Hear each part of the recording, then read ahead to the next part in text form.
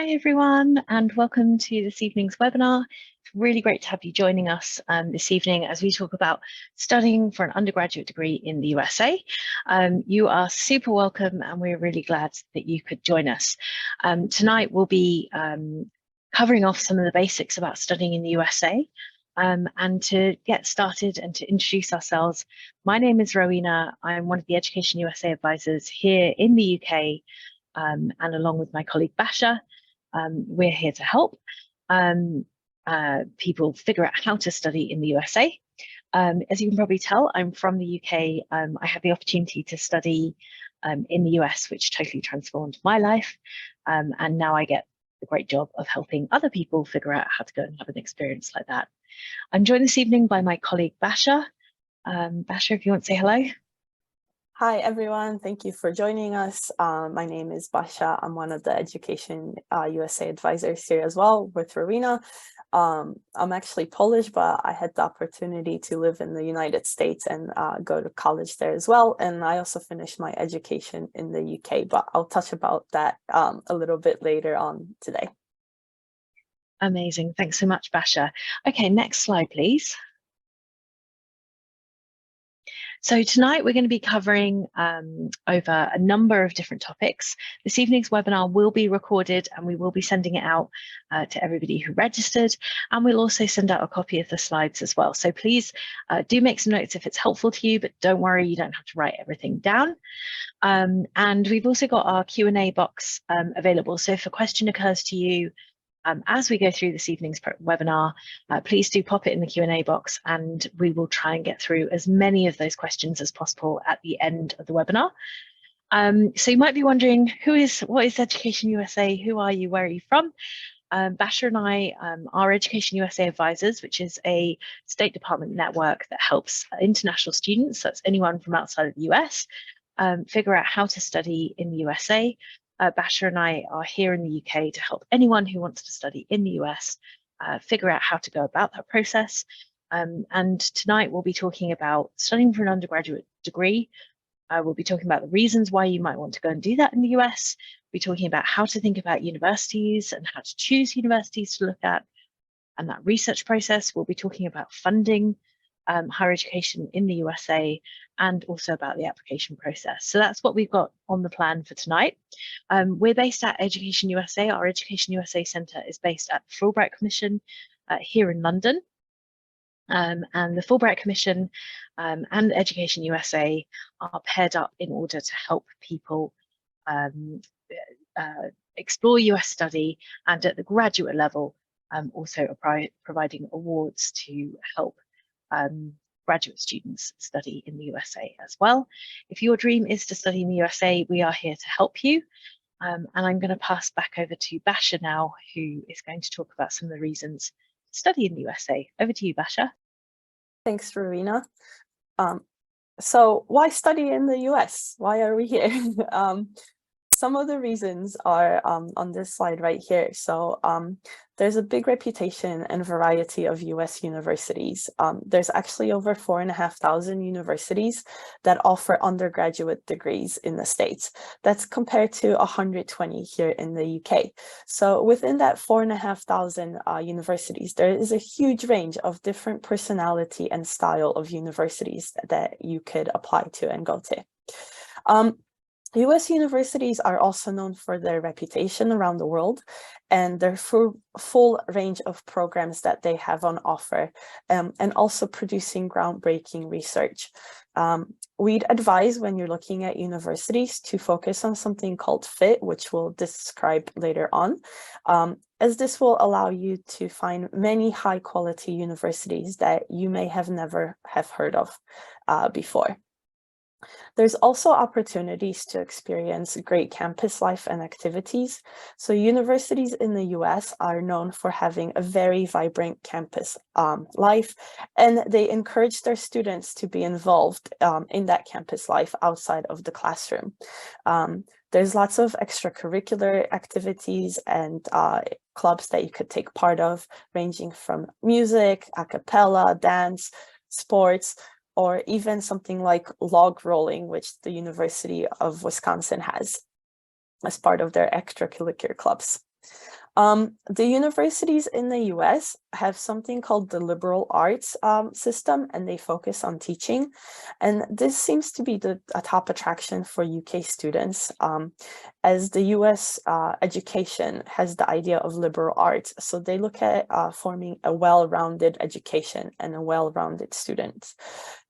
This type of education gives you the flexibility to explore different interests before selecting a major. So they have a big emphasis on teaching and a very engaging classroom environment. And you're allowed to take a combination of different study topics. So you could take engineering, art, history, or even sport if you want to. And there's different, and students tend to switch from different study topics as well throughout their studies. So you might go in there thinking you want to be an engineer, but you have an opportunity to take something like global gender studies after taking a class on feminism that might interest you as well. There's also a lot of funding opportunities, which might be surprising to some of you, but this is another top reason to actually go to study in the US.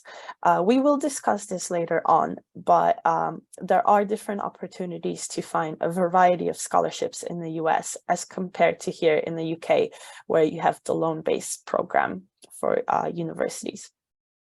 It also gives you an opportunity to internationalize your CV. So studying abroad is very appealing to employers nowadays, as it shows that you had boldness to do something different. It shows that you have interpersonal skills and that you have experience in dealing in the cross-cultural communication and the cross-cultural setting. It gives you also an opportunity to build different networks of friends and even professional contacts around the world, not just in the US. And there are also many student job opportunities. So whilst you're there, you could actually work up to 20 hours a week during term time and up to 40 hours a week during holidays. And you also get a chance to work up to a year after graduation. Studying there also gives you an opportunity to learn about a new culture. So that's one of the top reasons to study in the US is its culture, as the US spans across 6 different time zones. So it has a great diversity in both geography and the culture itself.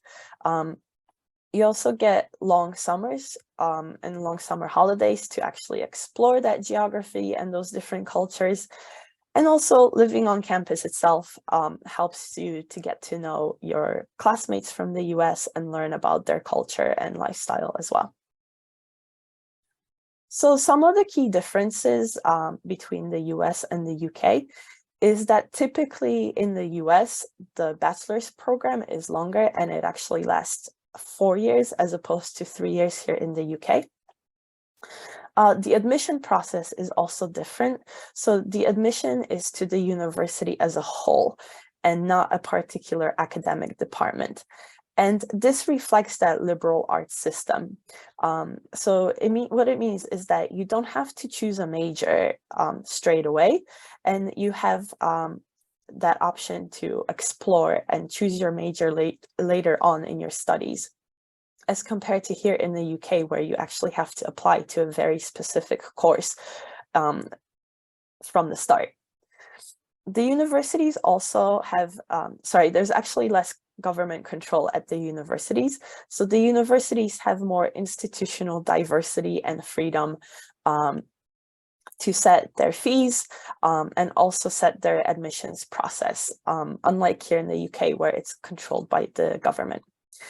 The application process is also different, as it's slightly longer and more in depth because it's a lot more holistic than here in the UK.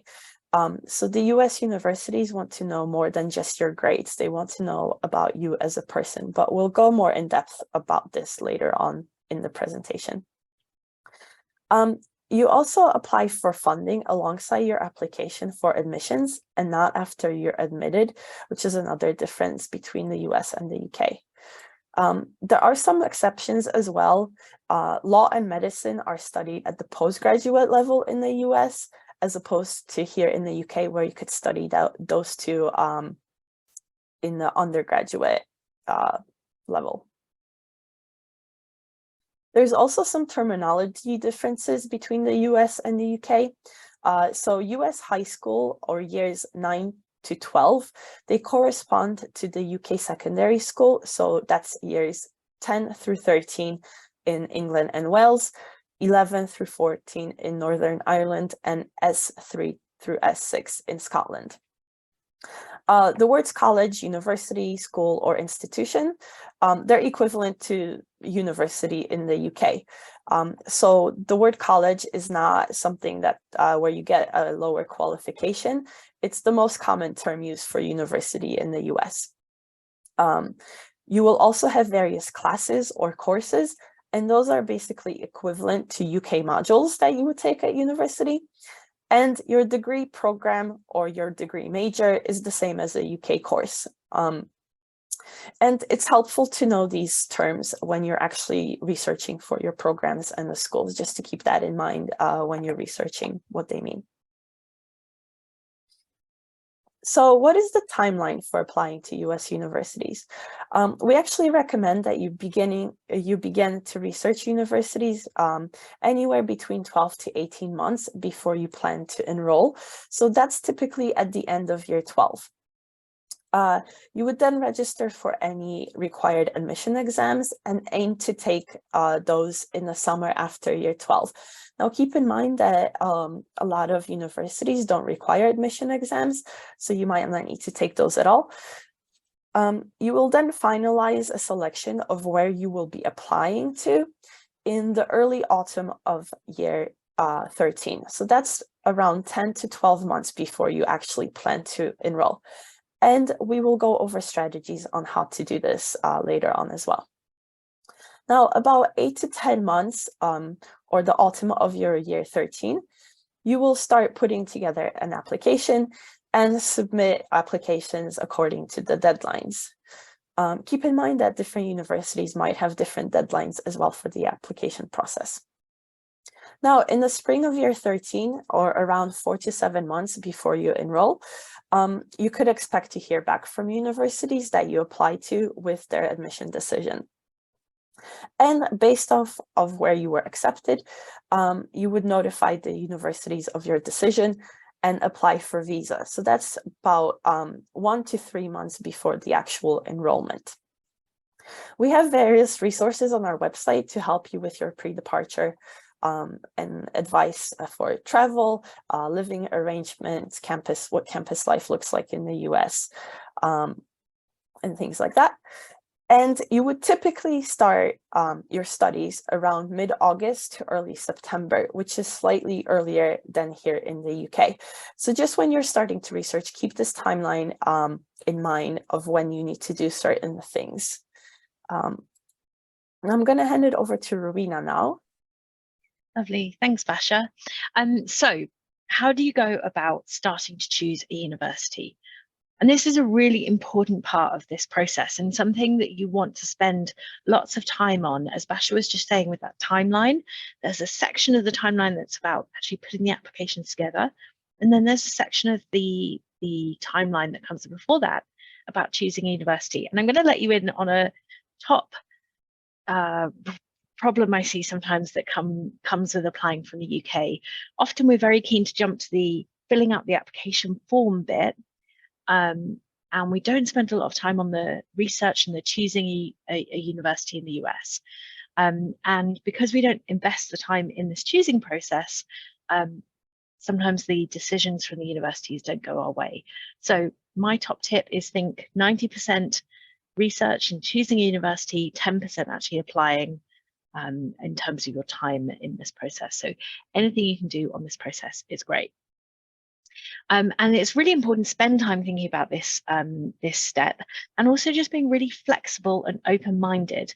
I don't know if you know how many universities there are in the UK, but there's about 120 here in the UK. In the US, there's more than 4,000 universities that offer an undergraduate degree.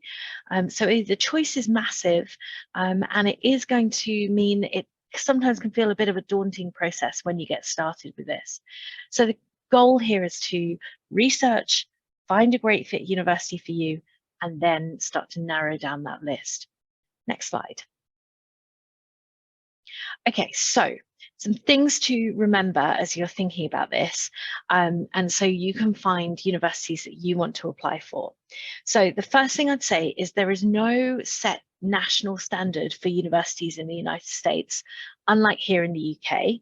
So again, US universities can set their own fees, decide how they want to structure their classes. They can literally make up the rules for what happens on their degree as they go, and they do. So there's a huge variety and diversity of institutions in the US. The student environment, the campus life, all of these things can be really different. And so each university is really, really different to another, much more so than you get here in the UK. So it really means that you want to be open-minded. This is one of the great things about US universities, but it will mean that you're going to need to spend a bit of time getting to know the different universities you're looking at, and identifying what's important to you to help you find the universities that are going to be a great fit for you. I also want to flag at this stage that if funding is something that you're going to need, as in if you're not going to be able to pay for the cost of studying in the US out of pocket, and therefore you're going to be looking at things like financial aid, scholarships and need-based financial aid, then funding needs to come right up at the top of this choosing journey. Every year about this time of year, Basha and I get lots of phone calls from people saying, I've been admitted to the University of Rhode Island. I'm so excited. This is amazing. It's my dream school. But they haven't offered me a scholarship, and I suddenly realized I don't have any money to be able to fund it. So do you have any suggestions? And unfortunately, it's just too late at that point. So funding, if this is something that you're going to need in order to be able to go to university in the United States, thinking about funding needs to be right up at the beginning of the journey, right up to be to set yourself up for the most success in that area. And we'll be talking about funding later on in this webinar. I also just want to flag that you can run the US process alongside the UK process. So applying to US universities do not take away from your UCAS 5 choices. So you can absolutely apply to UK universities at the same time. And in some ways, that's probably a good thing because you've got a backup plan, you know what you're up to, and you can kind of see how both systems go. And it's only later on in the process that you would need to choose between the US and the UK. Next slide, please. Okay, so the first step in this process is determining what we're going to call your fit. So what is fit? Fit is about thinking about the factors that are important to you when you're looking at the different universities that you've got to look at. Fit is like a mixture of things. It could be what you're looking for in terms of academics. It could be about the size of university that you're looking to attend. Do you want to be in a very big school? Do you want to be in a smaller school? Maybe it's about the particular majors a university offers. Perhaps it's about the kind of extracurriculars and things that students at that university think is fun. You know, that will adapt your sense of fit. Maybe it's about particular classes that you want to take, or you know, the structure of the degree program itself. All of these things come into this idea of fit. So when you're thinking about this, you're going to be wanting to think about what's important to you, and does the universities that you're looking at actually, are they actually a good fit for you? Another part of fit can also be funding. If the university doesn't offer the funding that you need to go to it, then possibly it's not a great fit for you.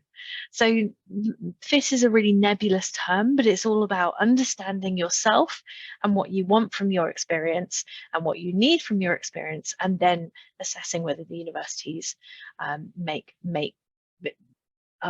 match the things that you are looking for. So what you want to be doing at this stage is starting to think about what do you want from your university experience, and starting to think about what's important to you versus other factors. So for some students, the availability of a particular sport at a university is going to be a really big factor. For another student, it might not matter at all. Maybe the availability of an engineering program is really important to you. So that might be part of your fit. Maybe you are so not interested in engineering at all. That won't be part of your fit. You might be thinking, I want a really supportive environment for LGBTQIA students. Amazing. That might be part of your fit, and that can help guide your process. That might not be important to you, but you actually might be thinking you want to go somewhere where you can go skiing at the weekend. That will shape your sense of fit. So you want to really be thinking about the factors, the things that you think are going to be important to your experience, and starting to make a list of those. And we've got a whole load of questions on our website, which you can go and have a look at. And those are prompt questions to help you think through some of those things that might be useful as you're starting to think about your fit. I would also encourage you to think beyond rankings, but just keep thinking about all the variety of factors. Rankings in the USA really don't work like they do here in the UK. Rankings in the UK, you can kind of have a sense of which universities are best for any given subject. In the US, rankings work really differently, and I would argue they're not actually a whole lot useful in determining whether a university is any good or not.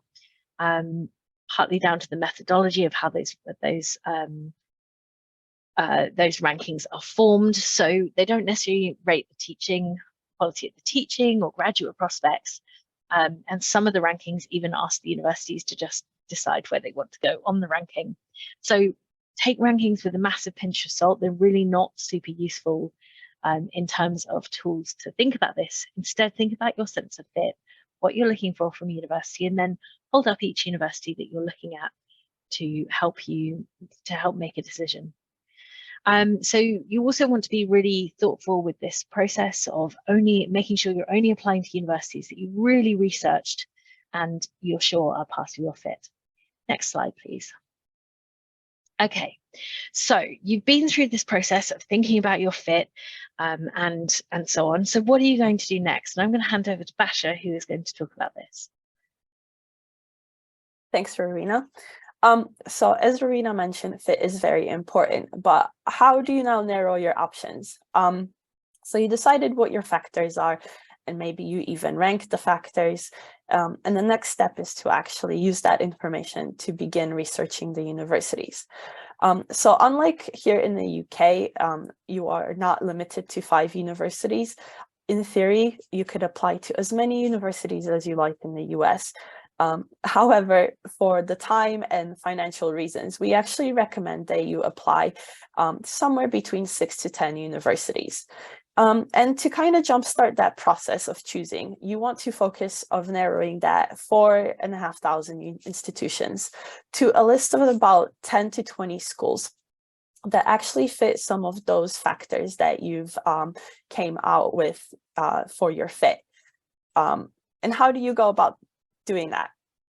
Well, there is a lot of resources on our choosing section under the undergraduate guide on our website, and it includes a list of links to search engines that would help you with this process of narrowing down your choices of universities.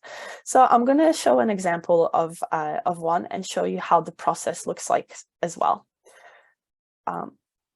So this is one of the search engines that is linked to our website called the Big Future College Search. And there's a variety of filters that you could use, including the type and size of school you want to attend, the location by state, what major they have on offer, what minor they have. And this is where you will apply all those factors that you were thinking through that would fit in with what you want out of the university. It's also important, like Rowena mentioned, that you consider funding in this section as well. So within the affordability filter, under financial need section, you could select the percentage of need that will narrow down institutions to a shorter list as well. And it will show you what institutions and universities offer financial aid to international students. So it's important that you click the box aid for international students as well, which will narrow down some of the schools. And you always want to double check the information on the actual school's website. And keep in mind that without any filters, this college search will actually show over 3,000 universities as well. So in here, we have put a variety of filters to narrow down our list of schools. So we chose a 4-year institution, so a 4-year school with less than 9,000 students, in Ohio because we decided we like Ohio and we want to go there. And we also chose a school that will meet 100% of financial need for international students. So as you could see, this brought down the 3,500 institutions down to 4 universities, which is a much more manageable number for researching. We then went to Denison University and the profile for that university. And on here, you could see when their application deadlines are, and it also gives you links to their website. There's also some further details about the institution, the size of the institution, what the graduation rate is, the average financial aid package for students. You could see the average SAT scores as well for their students. And it gives you an option to click to the left to get more information on their campus life, the majors they have on offer, the process of applying, what fees they have, and even just the university website. Now, if you go to Denison's website and on their apply for international application section, you could get information of for international students. So on their website for international applicants, you could see that Denison prides itself on offering a culturally diverse environment for its students, and their international student compromises 16% of their student body. It has a strong academic reputation that attracts talented students from nearly all US states and more than 50 different countries. So our students interact with people of many different faiths and cultural backgrounds. And you could also see that Denison is a test optional institution, which means you are not required to submit ACTs or SATs as part of the admission process. And they also have no fee to apply for admission. And there's also no supplemental essay required for their admission process as well. So you could find that information once you click on each university's website. And these might be some of the factors that are important to you. Maybe you're not good at taking exams. So it might be important that a university doesn't require you to take any additional admission test as well. I'm going to hand it over to Rubina, and she could talk to you about university research and how to basically choose when narrowing down your universities. Great stuff. Thanks, Basha. So as Basha was just showing you, you can use tools to start to narrow down your options and start to research different universities. And if it were me, I would probably have a spreadsheet running, and I'd be keeping track of all my different research that I've been looking at, of all the different universities that I've been looking at. So once you've got to a point where you've got perhaps a really long list of universities you've got to look at, maybe even keeping yourself some notes about which ones have really stood out to you, which ones have felt more like your fit than others. So now what you want to start to do is start to narrow yourself down to probably about 6 to 10 universities to actually apply to. Remember, 6 to 10 means that you've probably researched maybe 40 or 50 or 60 or even 100 universities in order to identify the 6 to 10 that are going to be the best choices for you. So these are going to be the universities you're going to be actually submitting applications to. So it's just worth making sure you've spent lots of time on this research process. So what you also want to be thinking about is universities to get a nice balance on your list. Now, there are different levels of university in the US that have different levels of selectivity. I can tell you right now, pretty much any US university that is well known here in the UK is likely to be what I would call a very competitive university to get into, or very selective university to get into.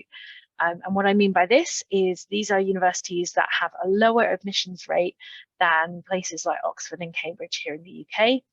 Often these universities have single-digit acceptance rates and literally receive thousands upon thousands upon thousands of applications for maybe several hundred seats in their incoming class.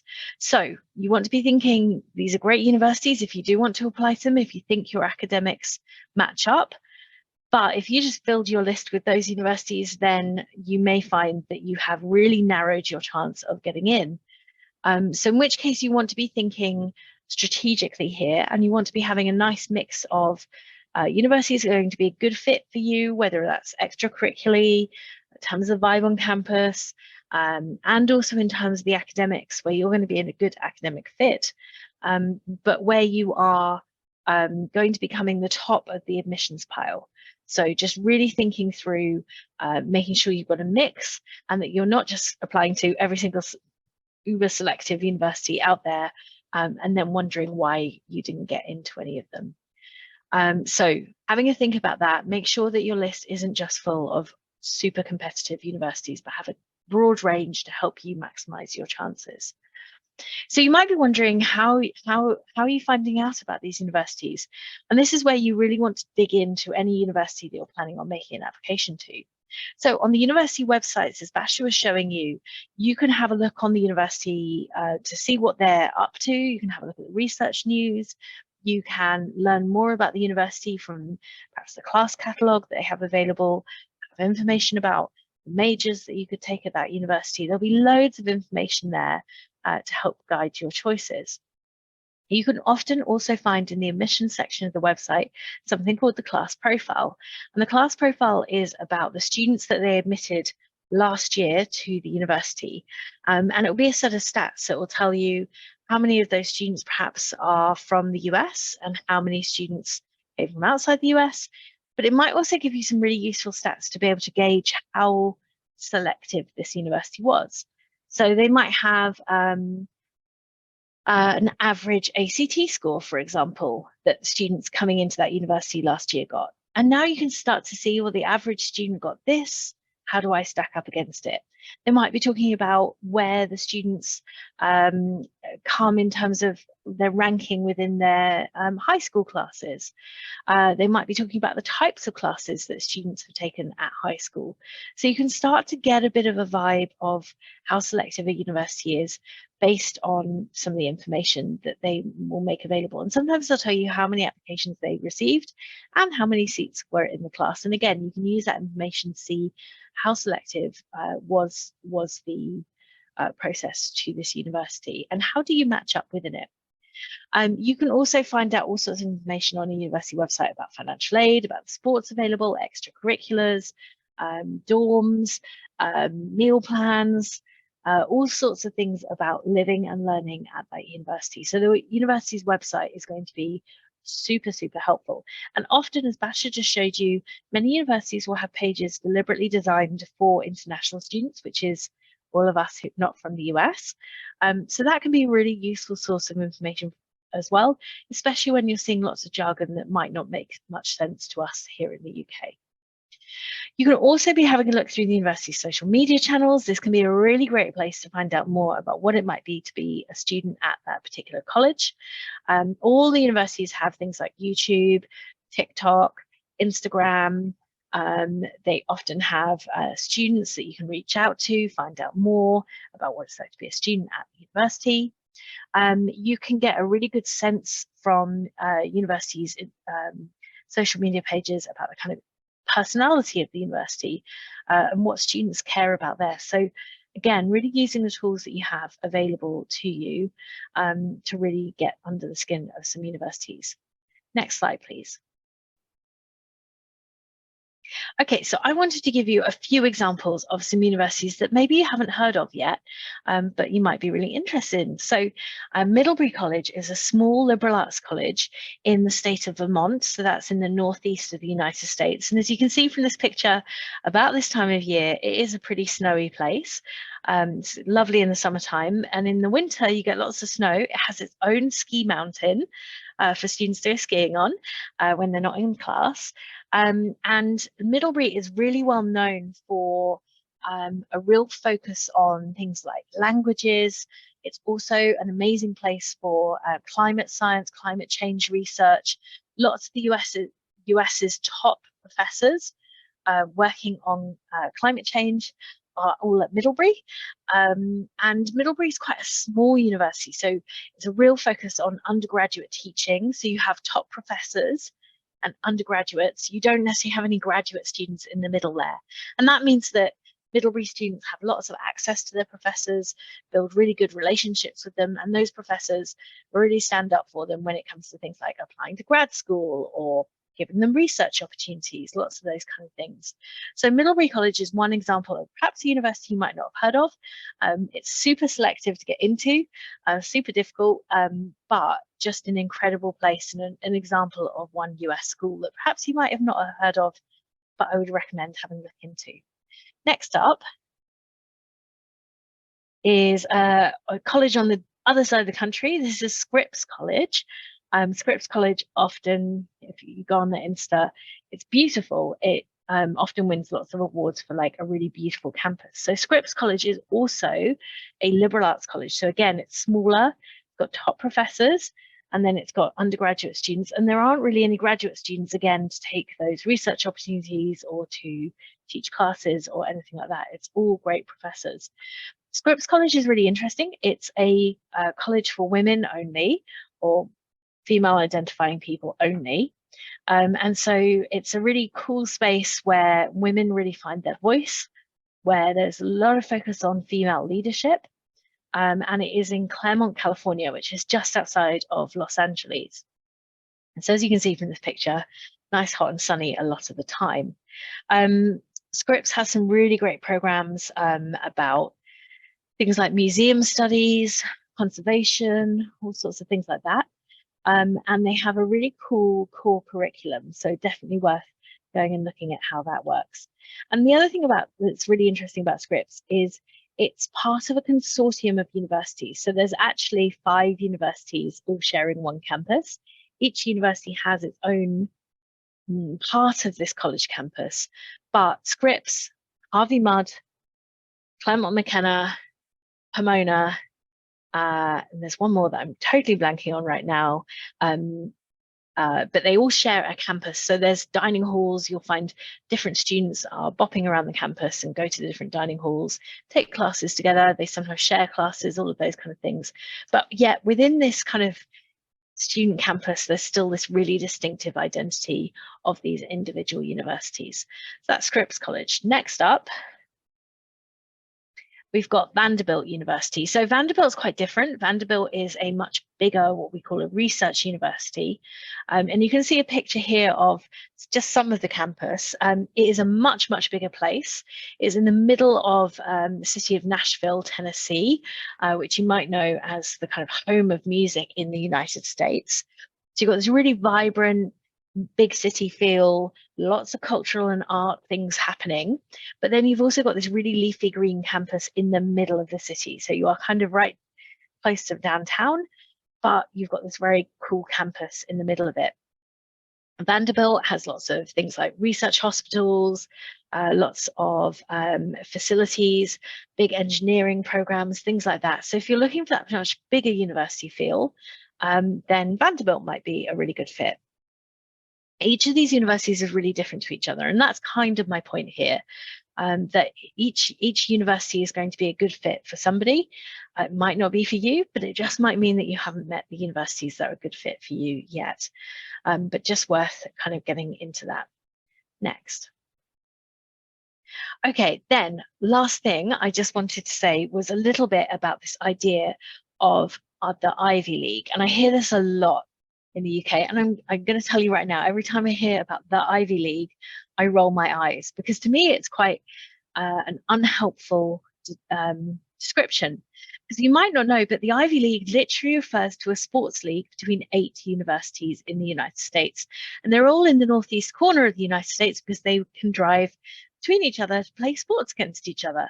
So the Ivy League isn't the equivalent of the Russell Group. It's not something that says these are good universities.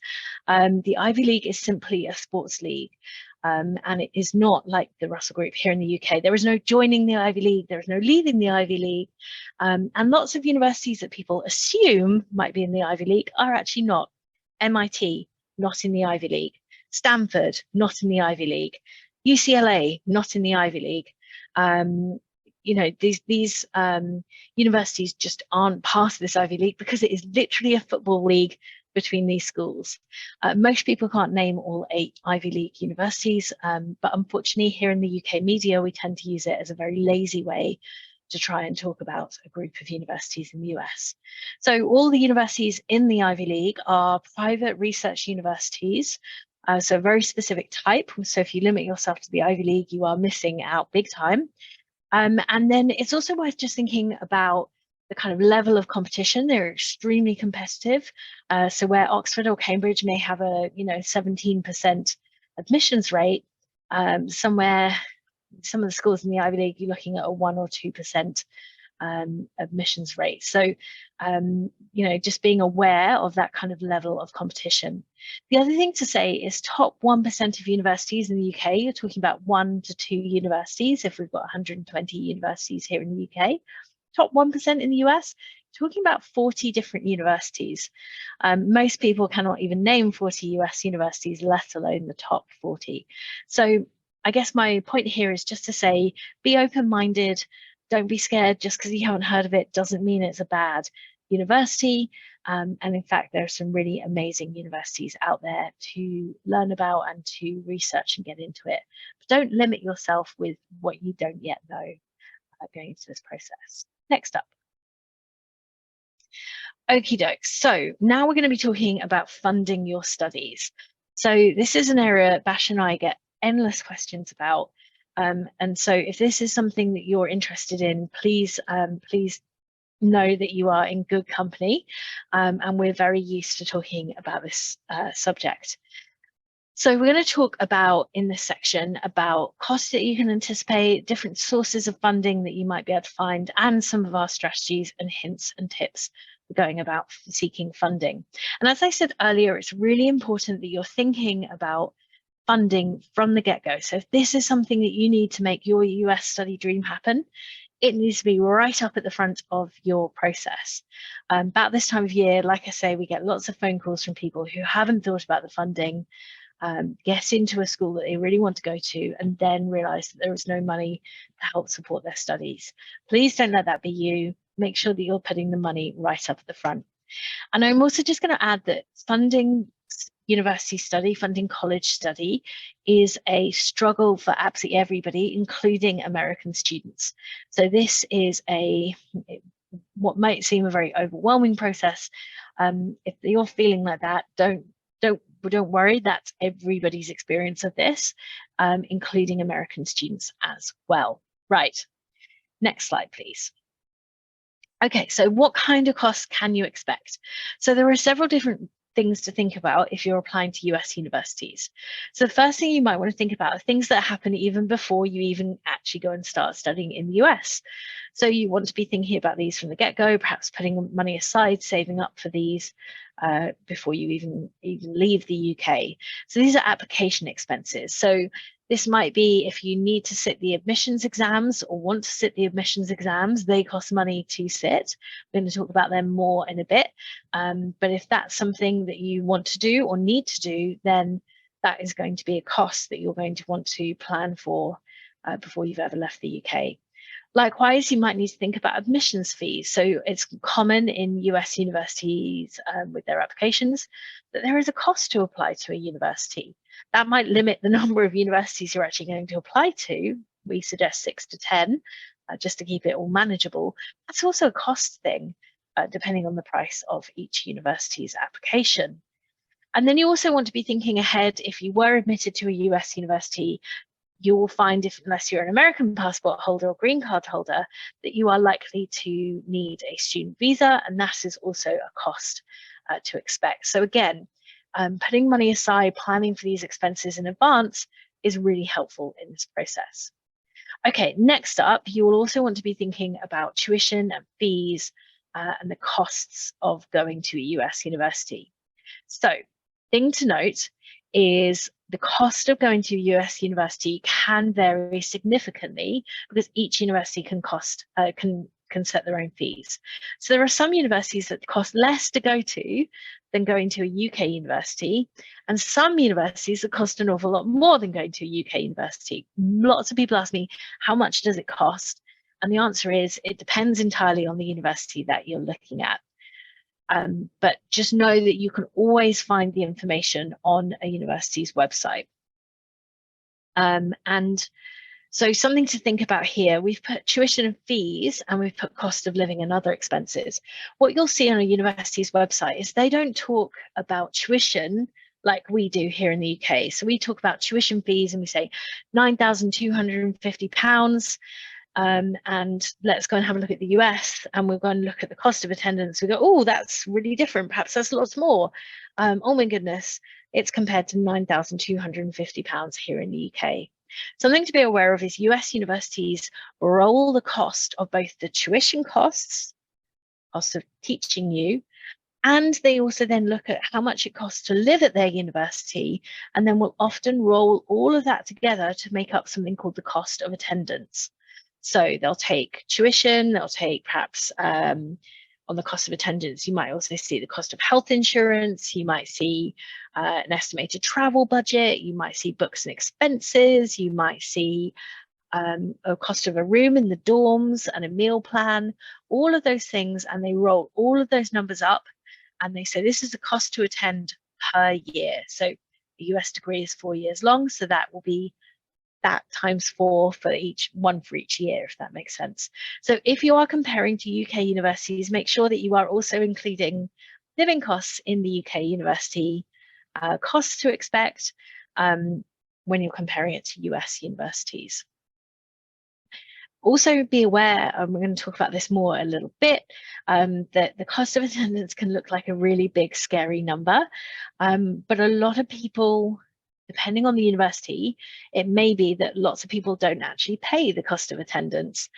Maybe there are financial aid or scholarships available that will help pull what's called the sticker price down a bit. So we'll talk about those more in a moment and how they work, but just something to be aware of as you go.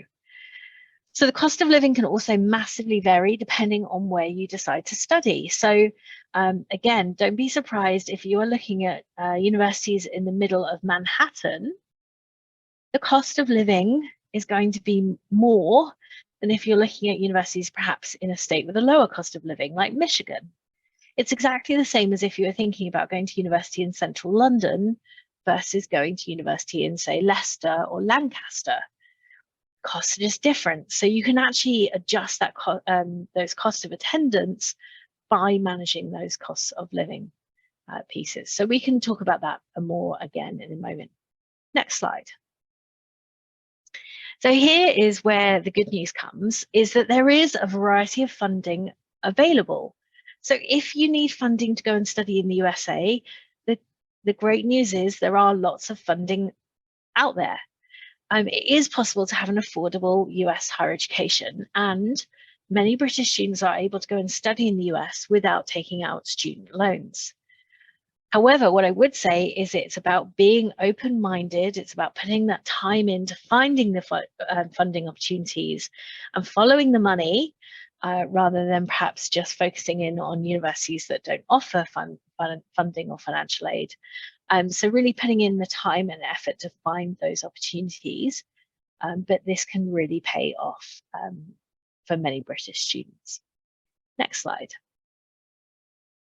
Okay, so we're talking about this idea of sources of funding, like funding college in the US. So where does the money come from? So thing to know is that there are 4 different ways that you can fund study in the US. So the first thing to think about is personal and family funds.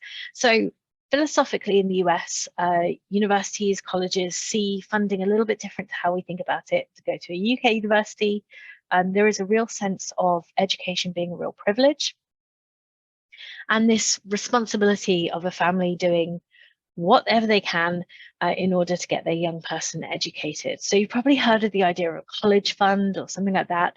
That's US parents putting aside money to help their offspring go to university. So US universities will be expecting UK families to be thinking about what personal or family funding is available to help support study in the USA.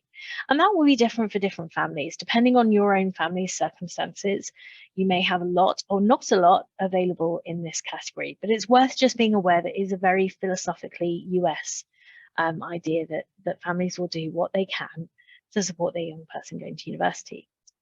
The next source of funding is US universities, and this is an area where I see British students tending to be really successful in gaining funding in order to go and study in the USA. And we're going to talk about this a little bit more in a minute. There's couple of different types of how this works, but this is the area that I think probably is the most generous or biggest amount of money that I see British students getting. So something to bear in mind. And we're going to talk about that in a second. You can also look at external funding bodies. So what are external funding bodies is anything that isn't a university that is giving out money to support students studying. So it could be anything from businesses, it could be charities, foundations. Sometimes the external funding body can be linked to a university, but separate to it. They have money to give out. Sometimes it might be like a completely random business that is offering scholarships to study in the USA as well. So again, we can talk about those in a minute. And then finally, you can think about loans. So unfortunately, you can't take the UK student loan with you to go and study in the United States. It just doesn't go that way. So that's not an option to consider. And what you'll find is that unless you have an American passport or green card as in you're a permanent resident of the United States, that you won't qualify for the kind of US system of student loans. So you may find that there are some private loans on offer, or you may be looking at kind of bank loans. I would always just say, be really careful when you're thinking about loans. My question to anyone who comes to me saying, hey, Rowena, I'm thinking about taking a big loan out to go and study in the United States is, my question is, have you done your research? Have you been open-minded and strategic and thoughtful? Because I'm sure that you can find another university out there that doesn't require you to take out great big student loans. I just don't know that that's a particularly helpful way to go about it. But it's always worth having a look at these loans. Sometimes you'll find some universities offer very student-friendly, small loans, and they can be something to think about. But you always want to be understanding how they work, what are the expectations of you along the way. So let's have a look at some of these different types of funding. So here, the first one up we're just talking about was university funding. So university funding, if it's offered to you, and particularly if it's in the form of grant money, is great because it is essentially free money, gift money that the university is giving to you to fund your studies, and it does not need to be paid back. So it's incredibly generous type of money, and the universities offer this type of money because they want to attract the very best students from all around the world, and they are looking to bring those students onto campus. So that's why they offer it, is to help make sure that their university is recruiting the very best students possible. So there's two types of funding. So there's merit-based scholarships, which I'll talk about first. So merit-based scholarships are scholarships you can think of as scholarships because you are the best at something. So a merit-based scholarship might be because you have some of the best GCSE and A-level grades of anyone applying from the UK to that university. Maybe it's a merit-based scholarship because you are an amazing trumpet player and the university is looking for a new trumpet player in their orchestra. Maybe you get a merit-based scholarship because you scored really well in an admissions exam, or maybe it's because you have a great record of what Americans call service, we would call volunteering, you know, and they've got a merit-based scholarship based around that. Or maybe it's just a mixture of all of those things. You're just a super strong applicant to that university. But the way to think about merit-based scholarships is because you are the best at something. And if it's a general merit-based scholarship, it's because you've been one of the top applicants in their admissions pool. As a subset of merit-based scholarships is something called sports scholarships or athletic scholarships. Again, we can answer if anyone's interested in kind of sports scholarships, playing at an elite level of sport. We can take some questions about that in the Q&A, but it's kind of a subset of merit-based scholarships. So the thing to know about merit-based scholarships is this is because you are the best at something. It doesn't take into account your family's financial situation or anything like that.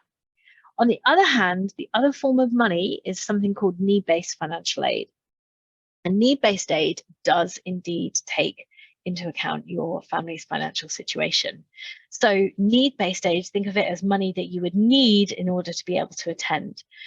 So not all universities offer merit-based scholarships or need-based financial aid. So this is part of your research journey, is finding out, do they actually offer these? But how need-based financial aid does work, if a university does offer it, is they look at the cost to attend the university. And let's say they want to admit you, and they're looking at you and they go, great, she's amazing, he's amazing, really want them on campus. They will then look, based on the forms, the financial aid forms that you have submitted alongside your application, they will look at what they think is reasonable for your family to pay.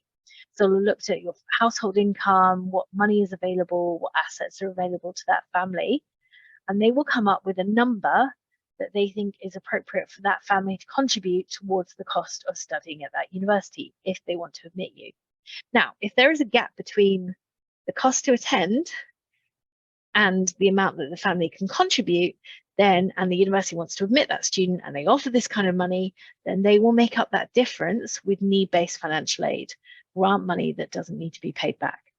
So the amount that a family pays with need-based financial aid will depending on the family. Each family is very different. Everyone's financial situations are different. So what you'll find is that one family might be paying one amount and another family who are in a different situation will be paying a different amount.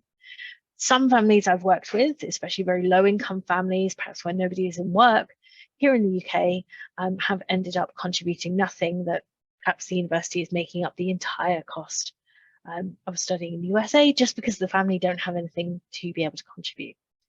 So it's just worth thinking about these different types of money. Again, not all universities offer either merit-based scholarships or financial aid.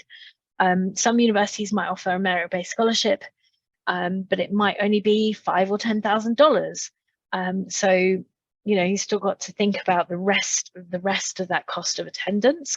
Is that something that you can cover?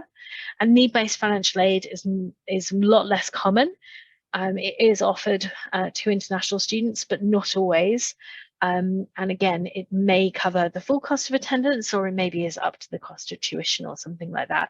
So it's just worth being aware of these terms and having a think as you're going about your research process. Next slide. Okay, here we go. I'm going to give you an example of what this actually looks like when you are going ahead and looking at universities. So Rice University is in Houston, Texas. It's an incredibly well-known school for all sorts of things, but particularly things like space, engineering, astrophysics, all that kind of spacey stuff. It's got really strong links with NASA. And is just really well known for that kind of stuff.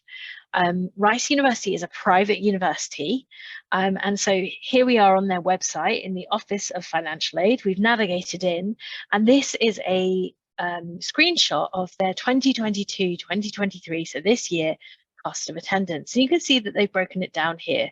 So we've got tuition. The cost of tuition is $54,000. We've got some information about room and board. That's room in the dorms, and meals is about $15,000.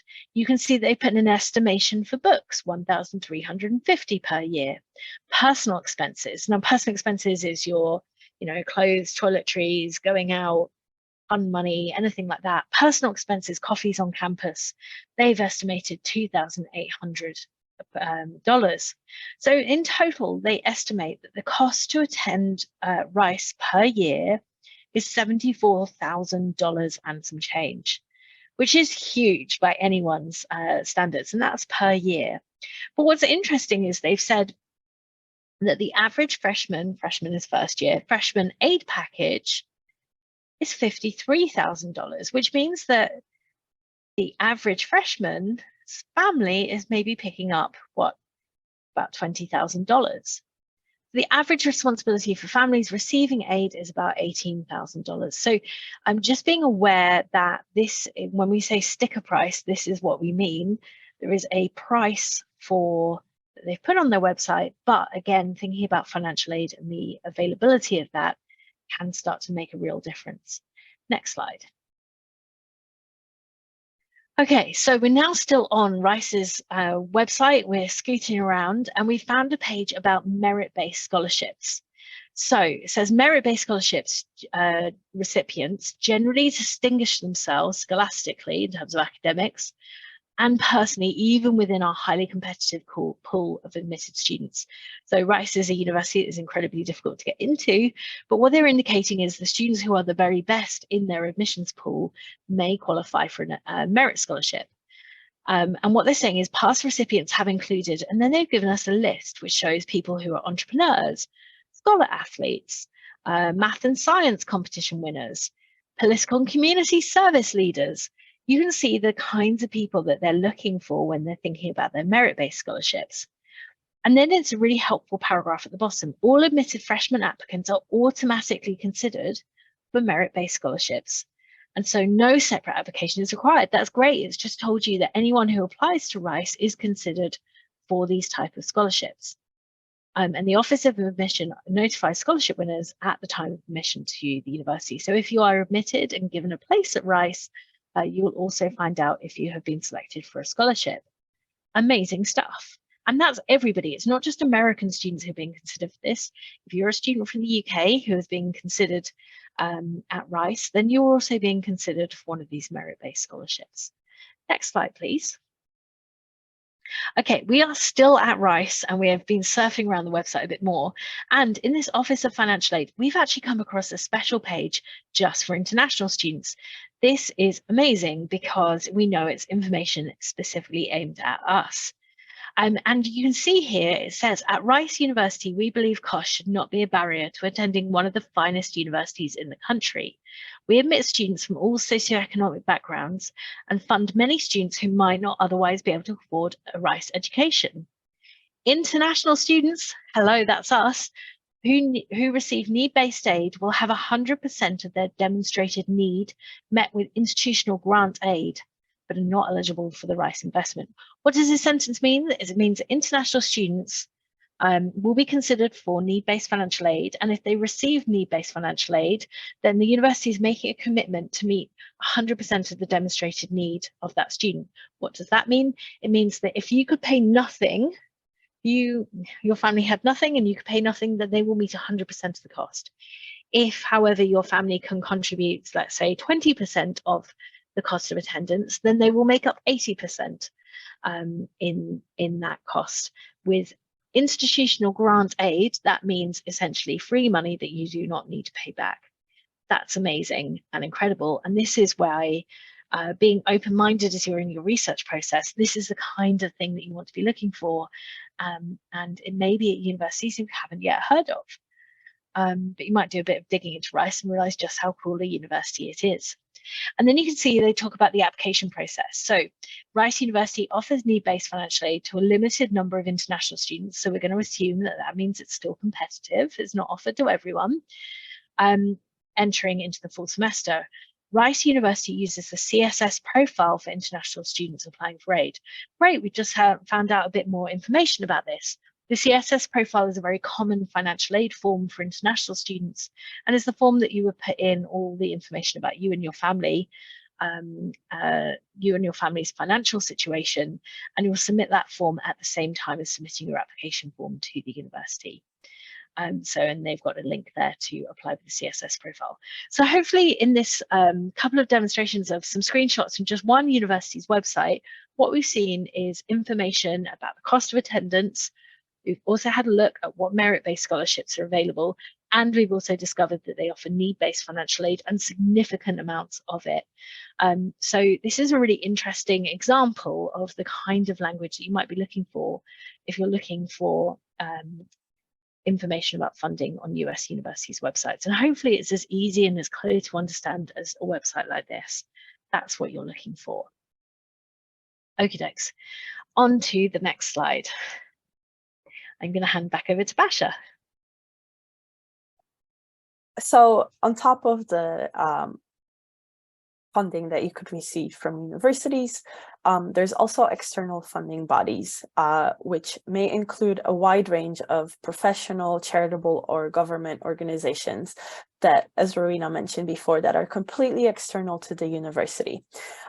So the external funding bodies, they can be thought of as kind of niche scholarships, as they usually have some kind of specific criteria, maybe based on a mission of that specific funding body. So maybe there's a company that's giving out a scholarship to students from a particular country of origin, or maybe from a particular ethnicity, or maybe there's a local community that's giving out religious or scholarships based on religious faith or interest in a particular field. Maybe there's a company that's giving out scholarships to specific genders or for specific talent. So you might find that you find a funding body that's external to the university, maybe for women engineers, or like Rowena mentioned, maybe for a talented musician that you could apply for. So if you are unique in any sort of way, or if you have a special skill, there is likely to be a funding body with a scholarship out there for you. You just have to take the time to find it. An example of one is the Morehead Cain Foundation, who offer a scholarship based on leadership, character, scholarship, and physical vigor. And they provide a 4-year, fully funded educational experience for students of the highest caliber at the University of North Carolina at Chapel Hill.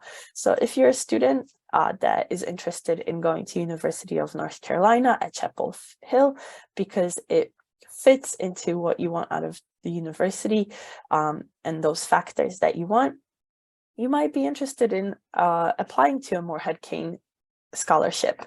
So this could be another funding opportunity for you as well. So there's plenty of external funding bodies that will have bigger scholarships as well. But just keep in mind that there are thousands of these funding bodies out there, and the searching for them will require some time and dedication to sift through the scholarships and sift through the listings, and also submit applications for each funding body as well. And for this reason, we kind of encourage students to first apply for university funding that Rowena explained, and then for external funding to find that additional money if you need it. And we have lots of links on our websites to scholarship search engines that you could have a look and see what kind of scholarships are currently available from external funding body sources. So now that we talked about the funding, there are 3 different approaches to a funding strategy to kind of bring all that funding together. And we're going to talk about this a little bit here.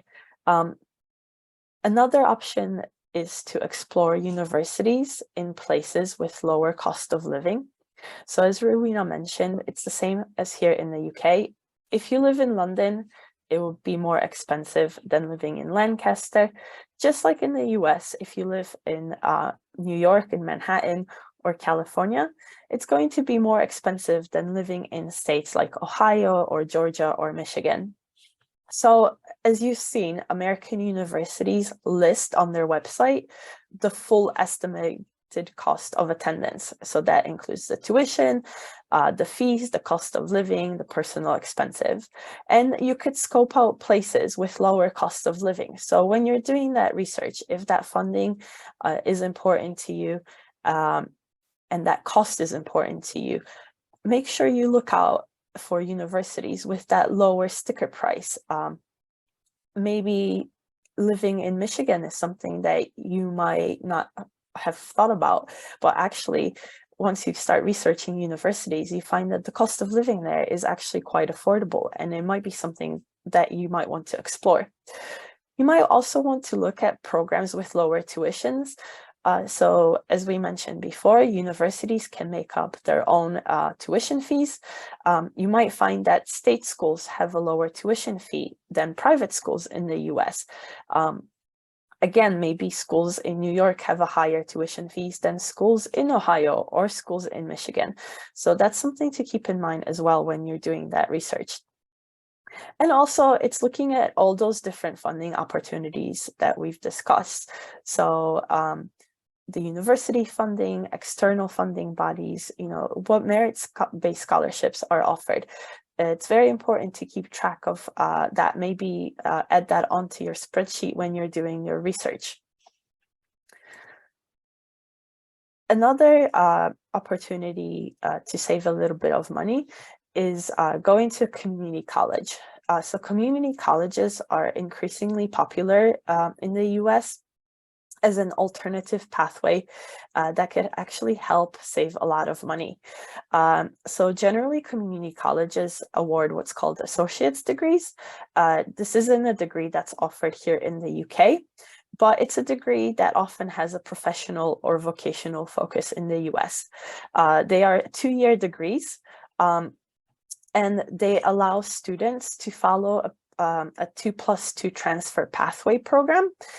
What that means is that you would go to community college for the first 2 years of your studies, and then transfer to a 4-year university and continue your education for an additional 2 years. And after the 4-year total, you will receive a bachelor's degree from that university that you've transferred to. And many community colleges in the US have transfer agreements with 4-year universities. So for example, Los Angeles Valley College is a 2-year community college that has a partnership with universities like UCLA, University of Southern California, and Cal Poly. And a lot of the times, universities that have an agreement with 4-year colleges, students will be able to take classes at those 4-year universities as well. I actually went to community college in Michigan. I went there for 2 years and got my associate's degree.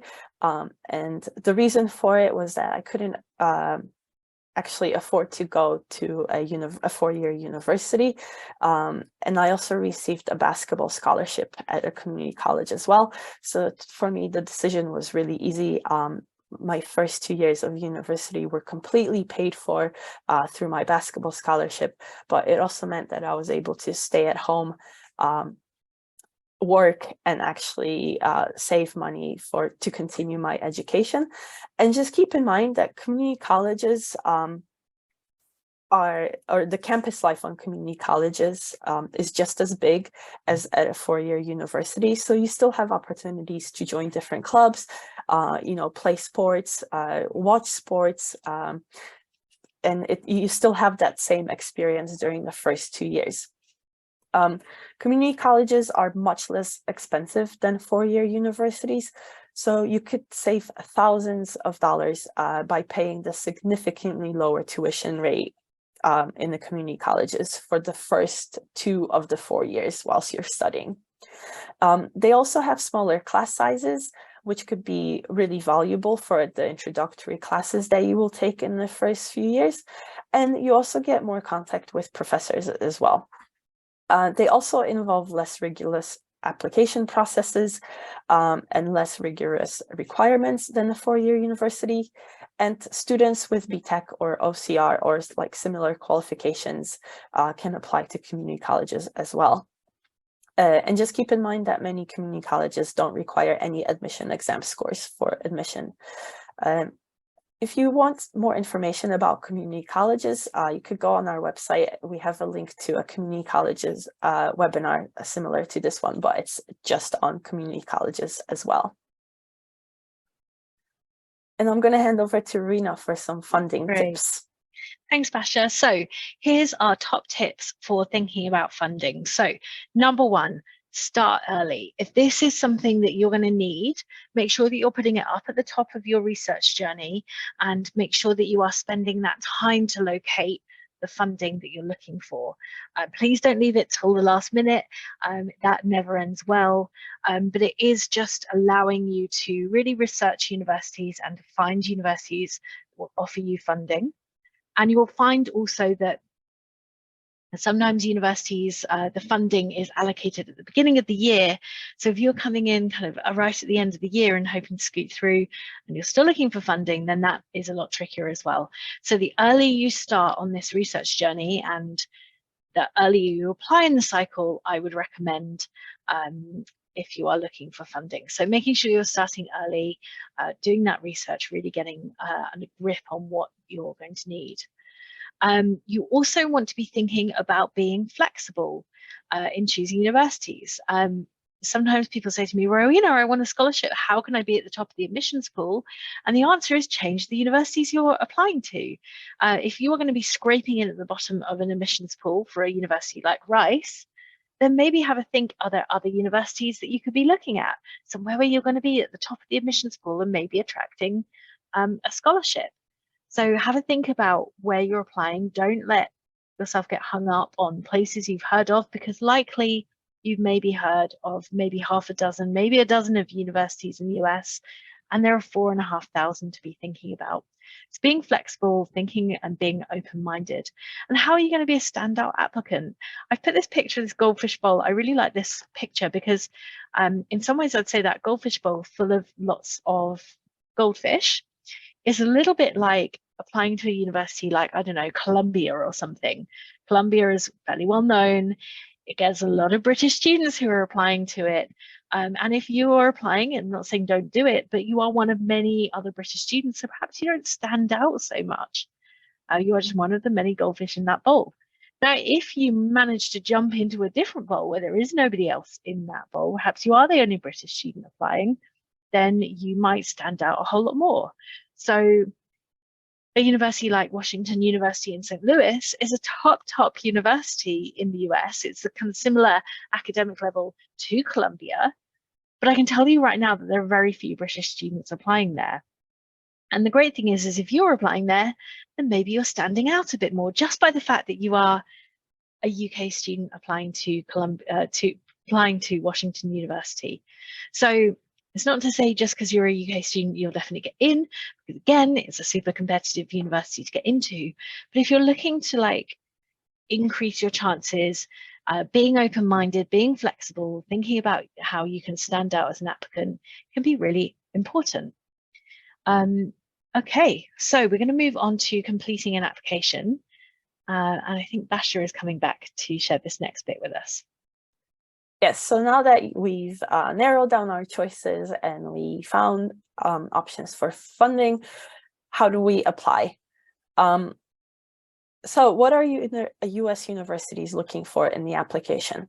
The first thing they look for is the academic achievements. So these are measured by your results from GCSEs and your A-levels or the equivalent, and possibly admission test scores if the university requires you to take them. Now, as we mentioned before, you could check each university's website for the average applicant profile that they have at that particular university. But keep in mind that your academic achievement alone will not actually guarantee you entrance to a competitive US universities, as their whole application process is much more holistic than here in the UK. So US universities look for academic fit. They look for the reasons why you, the student, is pursuing a degree at their institution. Why did you pick them out of that 4,500 universities? How will going to that institution, that university, help you towards your goals? For example, you want to live in New York, but why are you applying to New York University over Columbia? Is there maybe a particular program at that university that has caught your eye that you're interested in? Do they maybe have a special campus activity that you would love to join and you'd be a great part of? Or maybe the university has a great mission that you identify with. They want to know the reason why you chose their university and why you're applying to that institution. They also look at extracurricular activities. So this is a big focus in the US. Now, you don't have to do everything under the sun, but it's important that you highlight what you are involved in outside of school. So maybe you're a high-level athlete and you play your sport a lot during the week and you compete at the national level. Or maybe you volunteer outside of your school at the local community center. Maybe you had a part-time job throughout your education to help out. Anything that's outside of the actual school curricular is important to mention, as the US universities look at that. They want to know, what else do you do outside of just going to school and getting those high school marks? They also look at your personal attributes. So as I mentioned, the admission process is much more holistic. Universities want to diversify their campus and their classrooms. They want to learn who their students are and who they are through that application process. They're interested in what your academic field of choice is, maybe why you chose that field, if you know that. They also want to know your character, what kind of person you are. Do you have any leadership abilities? Once again, maybe you're a great athlete or a great musician. They actually want to learn and find out who you are as a person. So it's important when you're filling out the application that you bring those characteristics through and those personal attributes through. So what are the application components? So unlike in the UK, you apply to each university individually rather than using a centralized body like UCAS. And as we mentioned before, you could apply to as many universities as possible, although it will take time and money as well. So that's why we recommend to applying to about 6 to 10 schools. A lot of universities used something called the Common Application. And this is just a system to help streamline the demographic aspect of the application process. So this isn't similar to UCAS, as you will still have to tailor all of your applications to each university. So each university will have different questions that they ask you, and they will have different supplementary questions that you have to answer as well. And keep in mind, there is no standard process for applications or deadlines or requirements, and this will vary university by university. So it's important that you check what the application process, the deadlines and the requirements are on each university's website, as they will set their own deadlines and requirements. However, most applications will follow a very similar format. So you might find that you can reuse or adapt the materials you prepare for each university. Just make sure that when you do it, you check it and make sure that you don't accidentally send a university an application that you used for a different university, because that will not go well. Most applications will include an application form with basic demographics, admission test scores, if applicable. They will include transcript, essays, 2 to 3 letters of recommendation. And finally, there will be an application fee, which is usually between $50 and $100 per application. So just keep that in mind when you're applying.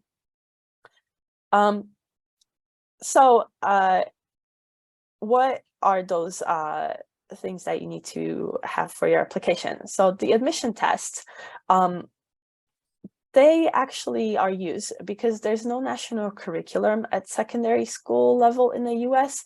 So the admission tests are used to evaluate applicants from diverse areas and schools in the US. Keep in mind that a lot of universities are test optionals, or they don't require you to take any admission test, especially since COVID. And you could find that information on their website as well, or in the admission process, in the application process and the requirements. Now, if admission tests are required, we recommend that in the summer after year 12 or the autumn of year 13, before like the half-term holiday, is when you sit those admission exams. And universities typically require either the ACT or the SAT. once again, it's important that you check because you might be applying to a university that doesn't require you to take those tests. And choosing, how would you choose between the SAT and ACT? One isn't considered better than the other. It's kind of looking at what is the best fit for you. The best way to decide which test to take is to actually take a full-length practice test that's timed of each type.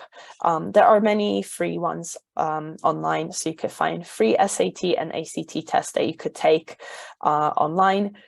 And you will find that the content and style of both tests are very similar, but it might be factors like how you handle the time and the pressure, what types of questions each exam asks you. If you might find that one exam is more challenging for you than the other. So taking a free practice test is actually quite important if you need to submit an ACT or an SAT to see what's the best fit for you. From personal experience, I took both the SAT and the ACT. And I found the way the questions were formatted on one test were easier for me to take and understand than for the other test. So I preferred one over the other. So we recommend taking free ones online just to see kind of what the fit is for you and what you prefer to take as well. So as part of the application, you will have to submit a transcript as well. And a transcript is just a list of your academic qualifications and marks covering years 10 through 13 in England and Wales, years 11 through 14 in Northern Ireland, and S3 through S6 in Scotland. And a transcript is generated by your school. However, you might need to provide your school or your counselor with information about what they need to include in a transcript, or if they need to include any additional school reports as well. And a transcript may include things like years that you attended that school, what your GCSE scores were, and what your predicted A-levels are. Now, keep in mind that there's actually no direct conversion between UK and US marks. So you need to report your marks in the British system. Most US universities are very familiar with the UK system, and they understand what A-level exams are and where GCSE scores are and what they're compared to in the US. So you do not need to convert your UK marks to US marks. And keep in mind that a transcript is typically submitted online by the school.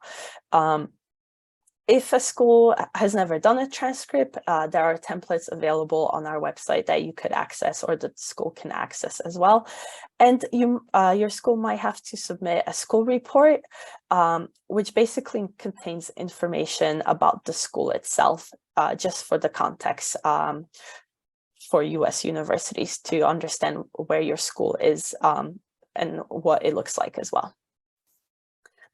You will also have to submit recommendation letters. So usually they ask for 2 to 3 letters of recommendations, and these are used as a marketing tool for you as an applicant.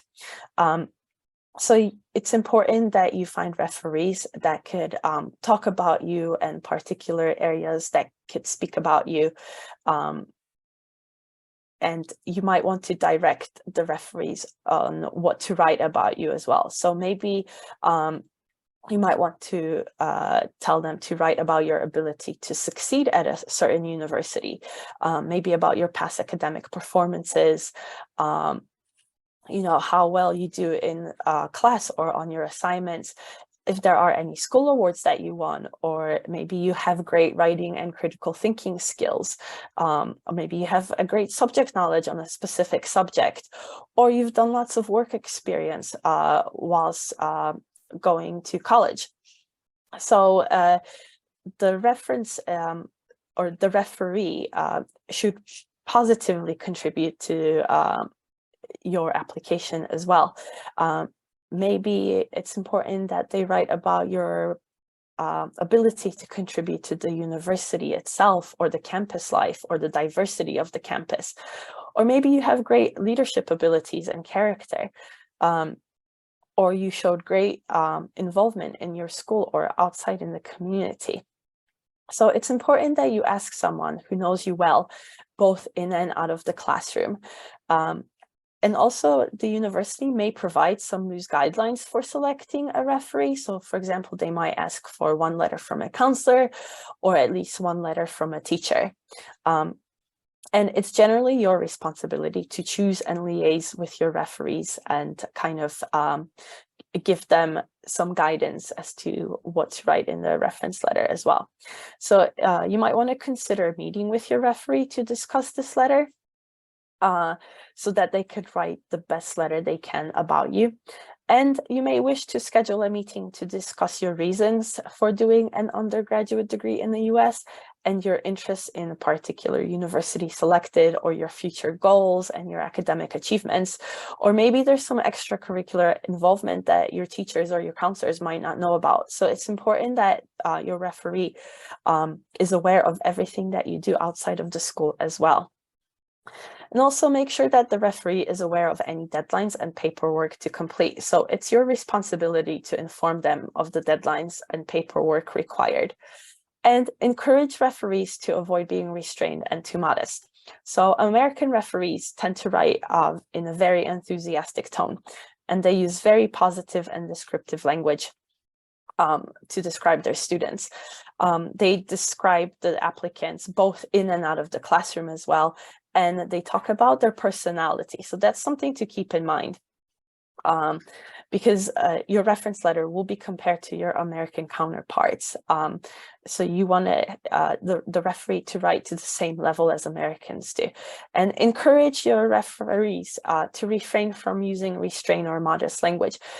This is a chance for them to boast about you, to tell the US universities how great you are as a student. Another component of the application will be the essays. And this is one of the most important part of the application process for undergraduate study in the US. Now, strong essays can really set you apart from other applicants. So this gives you an opportunity to showcase yourself to a university. And keep in mind, this is not like your UCAS personal statement. So they're not asking you to submit an explanation of your interest and achievement in a particular field of study as you would through the UCAS applications. But you will be asked to respond to between 1 or 3 essay questions on the university application. And each university will set its own questions as well, and the desired length for your response. You will also find that if you're using the Common App system, there will be one essay question that goes out to all the universities, and each university will have supplemental questions, which are unique to each institution that they will ask you to answer. So some examples of the common application prompts are reflect on a time when you questioned or challenged a belief or idea. What prompted your thinking? What was the outcome? Describe a topic, idea, or concept you find so engaging that it makes you lose all track of time. Why does it captivate you? What or who do you turn to when you want to learn more? So it would be unlikely that you will be able to compose one essay that will sufficiently answer questions posed by multiple universities. So just keep that in mind when you're applying and going through that application process as well. And also, like I mentioned before, that you might be able to reuse some elements of your essays for different universities. Just make sure that you do answer each university's question specifically as well. And some writing tips when you're writing your essays. Is that you, first of all, ensure that you address the question fully. Make sure that you use clear and concise language so that they understand what you're talking about. And avoid vague or empty statements or cliches. Now, once again, I mentioned this before, but if you do reuse an essay, be careful to submit the correct essay to the correct university. And double check that all references within the text are to the correct university as well. Make sure that you proofread extensively and ask others to proofread your essay as well and offer their feedback. You might want to ask your teachers or maybe friends or parents to actually proofread your essays before you submit them. But the most important tip is to be yourself. So don't give the admission officers the answers that you think they want to hear, but give them the truth. They want to know what sets you apart from the other students applying. So make sure that you let your personality come through in the essay. Maybe something interesting happened to you in your life. Make sure you mention that, give them something to think about. Make sure that they remember you by something. You could also find more tips on our website and some links to example essays on university websites as well. I'm going to hand it over to Rowena. Great stuff. So we are nearly there, folks. Thank you so much so far. But we just wanted to highlight that there are lots of ways to get to go and study in the US. We've talked especially about the idea of applying for a 4-year undergraduate degree in the USA, but there are lots of other things that you could consider, and here are some things to think about. Next slide. So some of the things that alternatives to doing a 4-year undergraduate degree and going through all the process that we've just been talking about is to have a think about things like undergraduate level programs here in the UK. So you might be thinking about taking a subject like American Studies. Often American Studies programs in the UK will have an inbuilt year studying in the United States. Amazing. And that can be incredibly useful on the kind of cost front to be able to study in the US. So you can use the UK student loan and things like that. Similarly, your UK universities may have opportunities for university exchanges. Again, incredibly cost-effective ways to go and study in the US for maybe a semester or a year. And essentially you leave your UK university for a year, go and study in the US, and then return back to your UK university. And this can be offered in all sorts of different subjects, depends on the UK university, but go check out their study abroad pages and learn more about that. And then finally, you can also think about what's called summer institutes. These are short programs, normally held in the summertime, which you can join to go and study in the US for maybe a month or 2 months. They often have a theme or a particular subject focus. There are lots of them out there. Each university may offer something like this. So that's definitely something to have a look at as well if you want to, alongside your UK university degree, maybe take a class in the summer at a US university. Other things you can think about are internships and summer work. Things like Camp America are incredibly popular. There's also a program to go and work in the Disney theme parks. So again, lots of opportunities to go and either intern or work for a summer in the United States. So please do check those kinds of things out as well. And then finally, you could also think about postgraduate study, what US people call graduate level study. So after doing an undergraduate degree in the UK, you could then look at doing something like a master's or a PhD in the USA. And again, we've got lots of information also about graduate study on our website and lots of resources available. So just to flag that there are different ways to go and study in the US, and here are some available. Next. Okay, you might be wondering, how can we help you achieve this dream? And here are some of the ways that we can help. Next.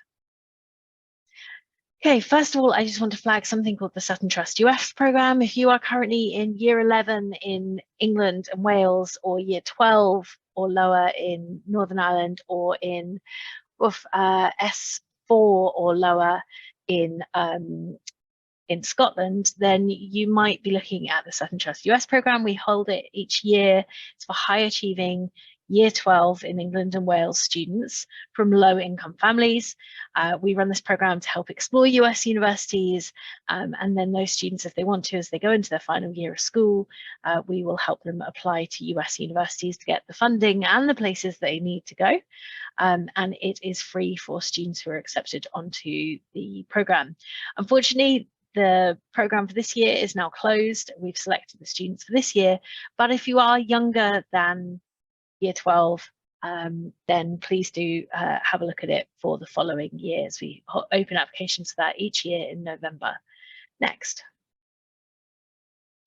You can also head onto our website, which excitingly does not look like this as of this week.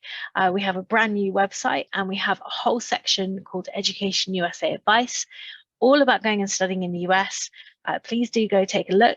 But we make all of our advice freely available. You never find a paywall or anything like that behind it.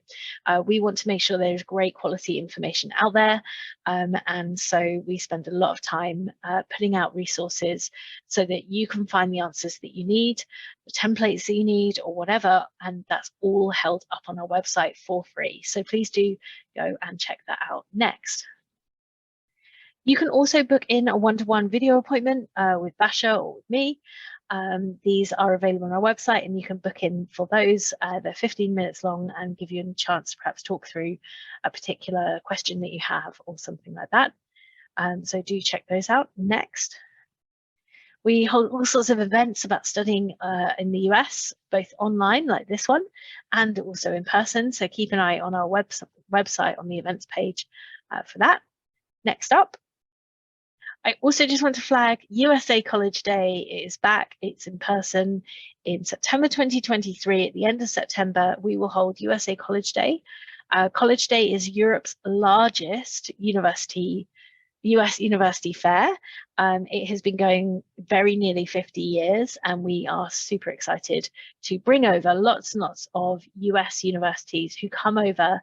They're the actual real life admissions officers, and they come over to meet British students here in the UK, and it is completely free to attend. So as a student, so please do keep an eye out for that. You can jump onto our website, see the College Day event, and then you can register there to be notified when we release tickets, which will be later in the summer.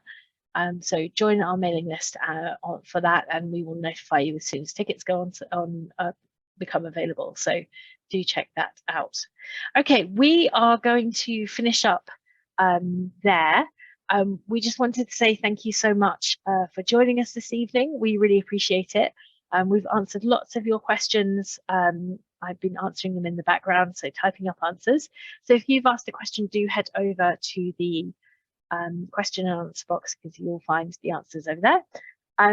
Basha is going to pop our email address in